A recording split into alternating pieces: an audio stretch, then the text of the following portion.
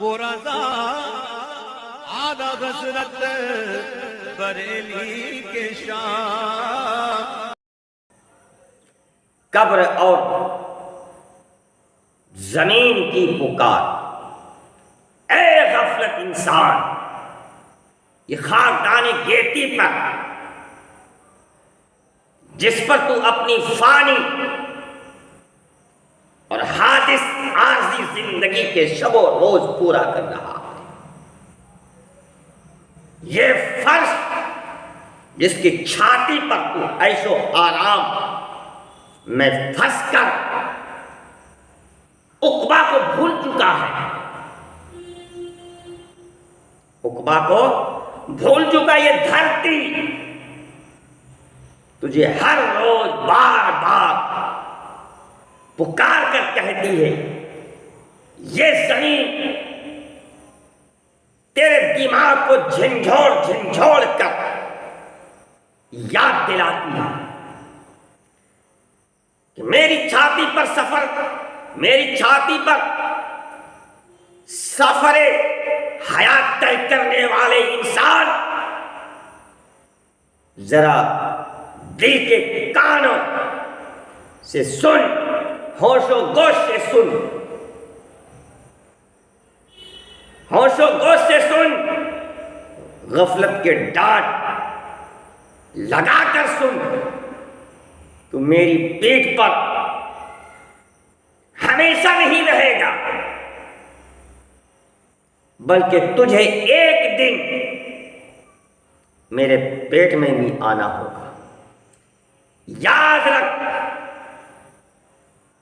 میری پیٹھ سے میرے پیٹ میں آ کر تو اپنے تمام نیک اور بد اعمال کی جزا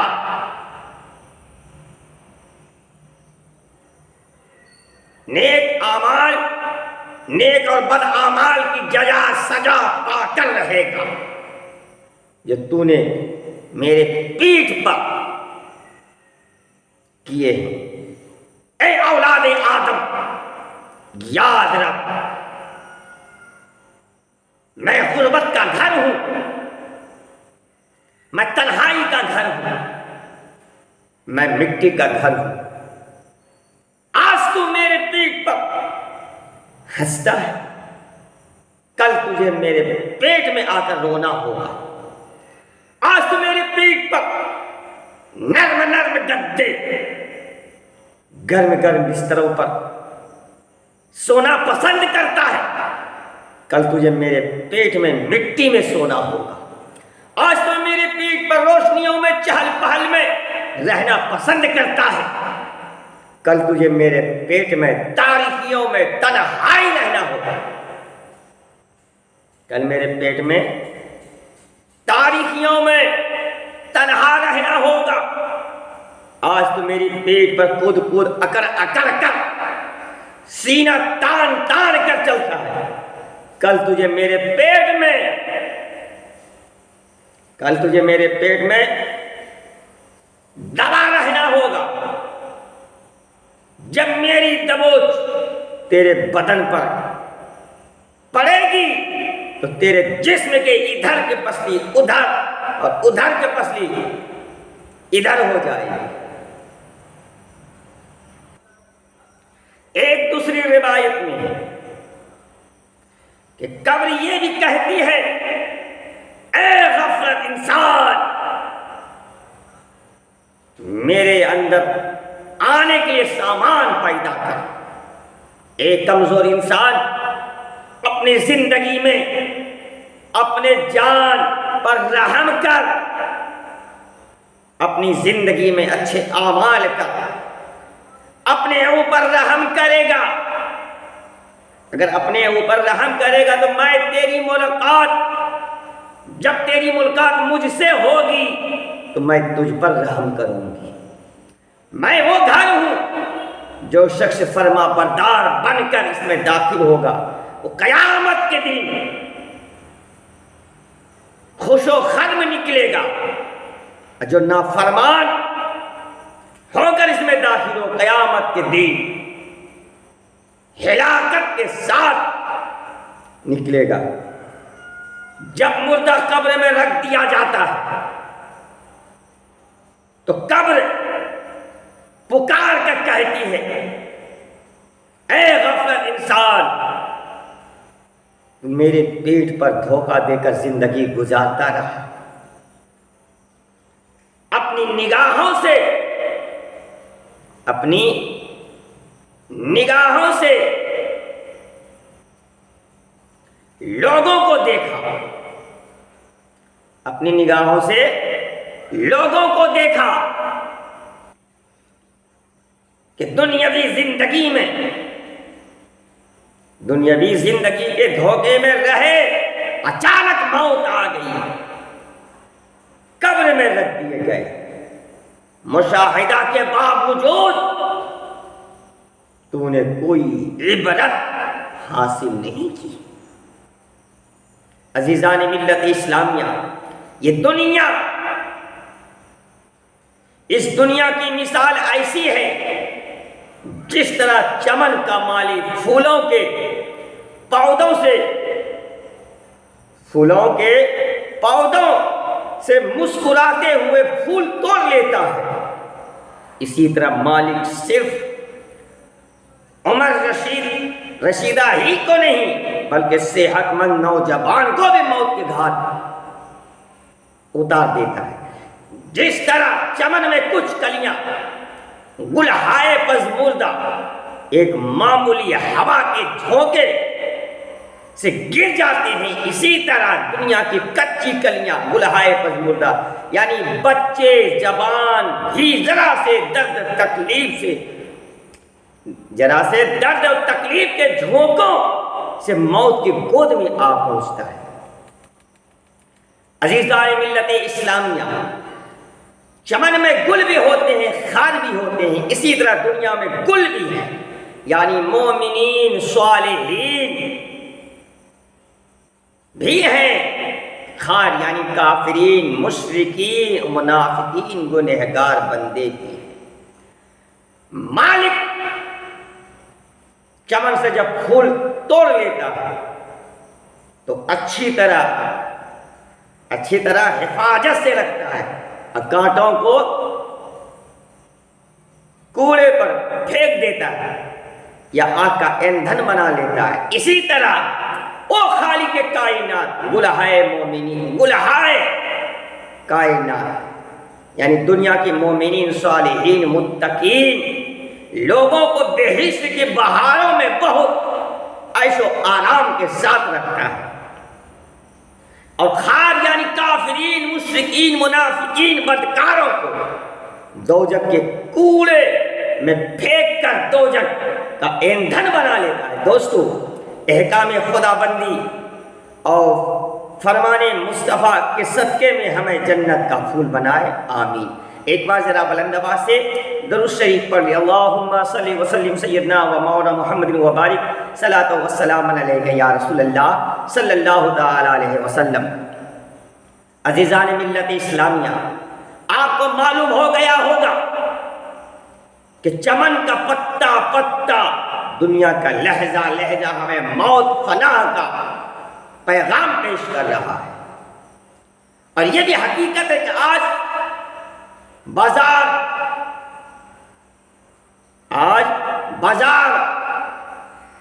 بازاروں میں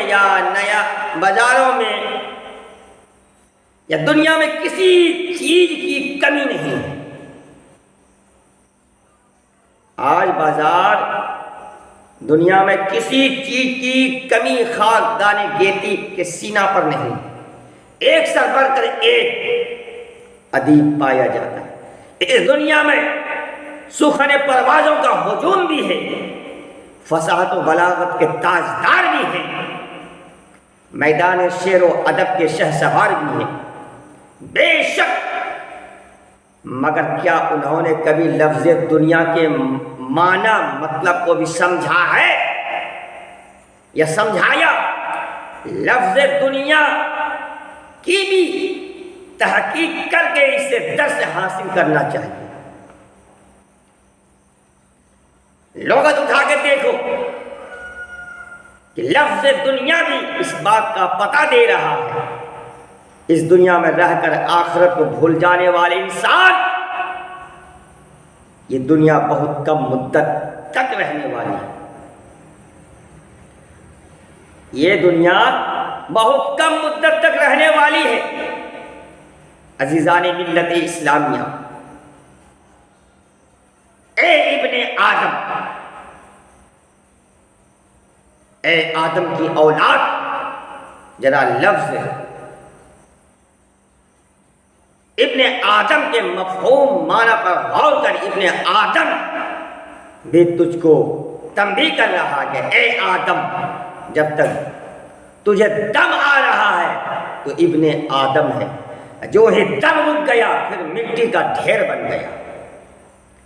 یہ بات الگ ہے اگر تو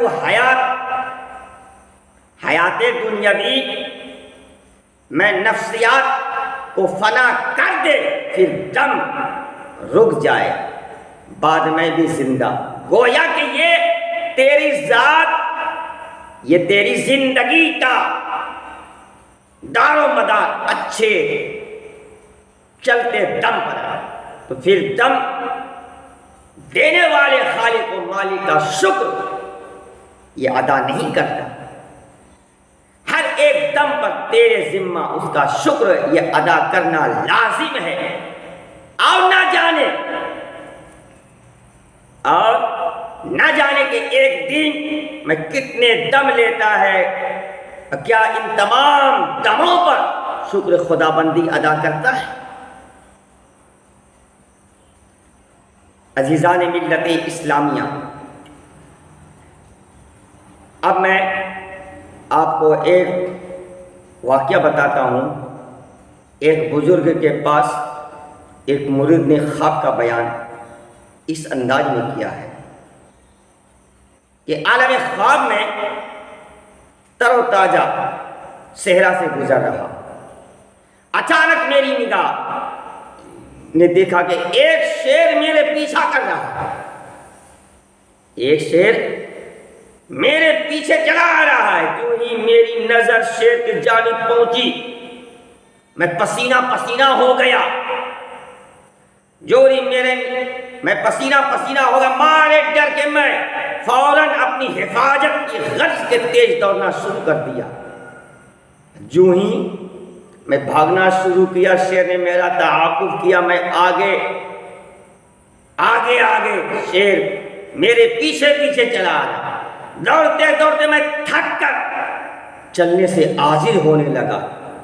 دری اسنا مجھے ایک گہرا گڈھا نظر آیا، میں گڈھے میں اپنی جان بچانے کی خاطر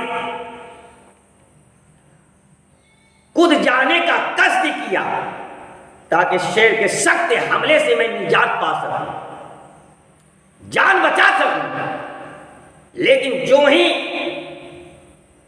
میری نگاہ گہرے کے اندر پہنچی تو کیا دیکھا، گہرے میں ایک بہت طویل عریض اژدہا منہ پھیلائے ہوئے بیٹھا ہوا ہے۔ اگر میں شیر کے شدید حملے کے ڈر سے گڈھے کو پناہ بنا لیتا ہوں تو اژدہا مجھ کو بآسانی اپنا شکار بنا لیتا ہے۔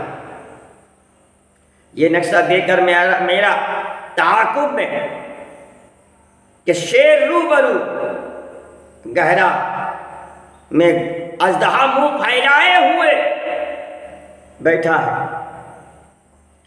پاؤں میں طاقت رفتار بھی نہیں، میرے ہوش و حواس قابو سے باہر ہونے لگا، میرے ہوش و حواس قابو سے باہر ہونے لگے۔ پھر میں نے اچانک میری نظر ایک درخت پر پڑی جو گڈھے سے بالکل قریب، اور ان کی شاخ کو میں پکڑ کر لٹک گیا، لیکن جس شاخ کو میں پکڑ کر پناہ لیے ہوئے تھا اس کو دو چوہے یعنی سیاہ اور سفید اس پیڑ کے جڑ کاٹ رہے تھے۔ اب مجھ پر بہت ہی وحشت چھانے لگی، مارے خوف و ہراس کے میرا جنازہ نکلنے لگا کہ تھوڑی دیر میں ٹہنی کٹ جائے گی اور میں نیچے گر کر شیر یا اژدہا کا شکار بن جاؤں گا۔ ہائے افسوس کیا ہوگا۔ اسی اسنا میں گھرا ہوا تھا، اتفاق اسی درخت پر مجھے ایک شہد کا چھتا نظر آیا۔ ان میں سے ایک قطرہ اپنی زبان پر لگایا، ایک قطرہ اپنی زبان پر لگایا، اس کا ذائقہ بہت محسوس ہوا، پھر میں شہد کے چاٹنے میں لگ گیا۔ نہیں مجھ کو شیر کا حملہ خیال رہا، نہ اژدہا کا ڈر، نہ چوہے کا خیال۔ نوبت یہاں تک پہنچی، اچانک چوہے وہ ٹہنی، وہ پیڑ کے جو کاٹ رہے تھے جڑ، اچانک وہ جڑ کاٹا، میں زمین پر گرا۔ شیر نے مجھے چیڑ پھاڑ کر مجھے گڈھے میں پھینک دیا۔ وہ بزرگ اپنے مرید کی زبانی اس خواب کو، وہ بزرگ اپنے مرید کی زبانی اس خواب کی کہانی سن کر فرمانے لگے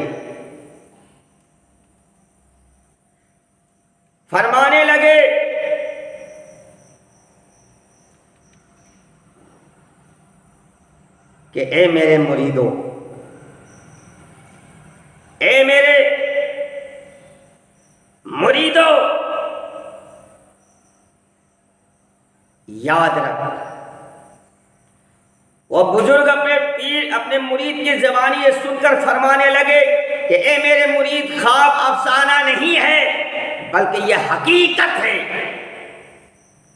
اللہ بذریعہ خواب تجھ کو اس دنیاوی زندگی مفہوم سے آگاہ فرما رہا ہے کہ جنگل سے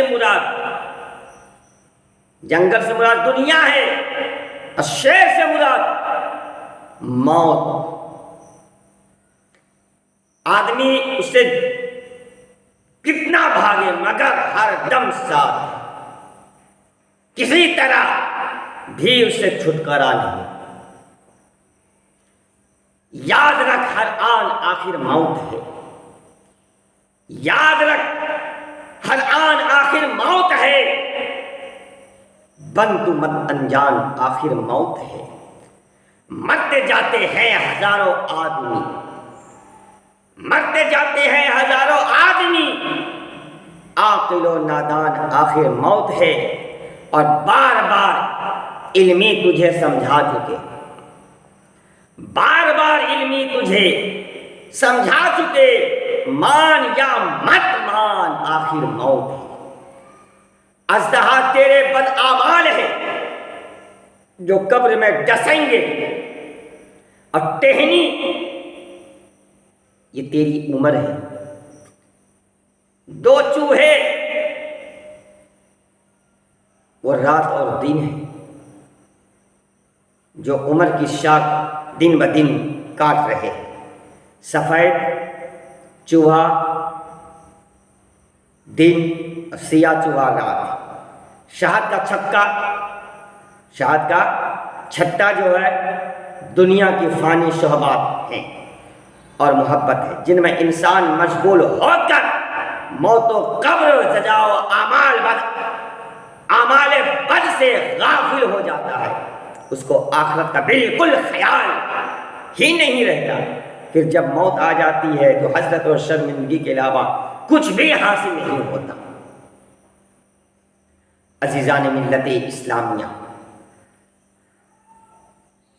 ذرا غور و تدبیر کرو کہ جس کے تعاقب میں شیر گڈھے اور پناہ گزی ہو، جس کا اژدہا منہ پھیلائے ہوئے بیٹھا ہو، اور ٹہنی کو جو دو چوہے کاٹ رہے تھے، تو آپ انصاف سے بتاؤ کہ ٹہنی پر پناہ لینے والا شخص کبھی یہ سوچ سکتا ہے کہ مجھے ہمیشہ یہاں رہنا ہے، ہمیشہ ہمیں یہاں رہنا ہے، یہ بہت مدت قیام کرنا؟ نہیں، ہرگز نہیں۔ ٹہنی ایک دن کٹ کر گڈھے میں گر جائے اس کو شیر اژدہا تو نوالا بننا ہی پڑے گا، شیر یا اژدہا کا نوالا تو بننا ہی پڑے گا۔ عزیزان ملت اسلامیہ، تو آج انسان کی عقل و فہم پر کیسا ہی غفلت کا پردہ پڑا ہوا ہے کہ باوجود اشرف المخلوقات کے خطاب سے نوازا گیا، لقد کرمنا بنی آدم کا تاج اس کے سر پر رکھا گیا، ہوشیار خبردار بھی ہے، لیکن پھر بھی موت کے محنت و مشقت کے تکالیف مشکلات کا سامنا کر کے دنیاوی دولت روپیوں پیسوں سے تزویر، روپیوں پیسوں کے تیجوریاں بھری رکھتا ہے، لیکن عقبہ کا کام آنے والی دولت یعنی اعمال حسنہ جمع نہیں کرتا۔ دنیاوی فانی شعبات لذات میں پھنس کر آخرت کو ایسا بھول گیا ہے، اب بڑے فخر یہ انداز میں کہتا ہوا پھرتا ہے کہ دنیا کے مزے لے لو، جی یہ دنیا تمہاری ہے۔ آج کے غفلت شعار انسانوں کی حالت دیکھ،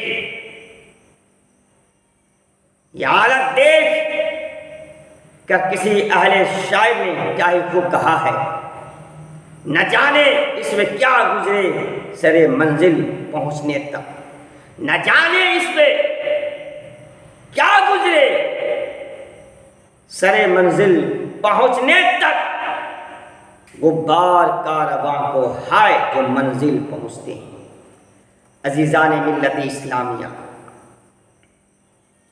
اللہ کے بارگاہ میں دعا ہے کہ مولا ہم تمامی مسلمان کو اعمال صالحہ کرنے کی توفیق اور رفیق عطا فرمائے۔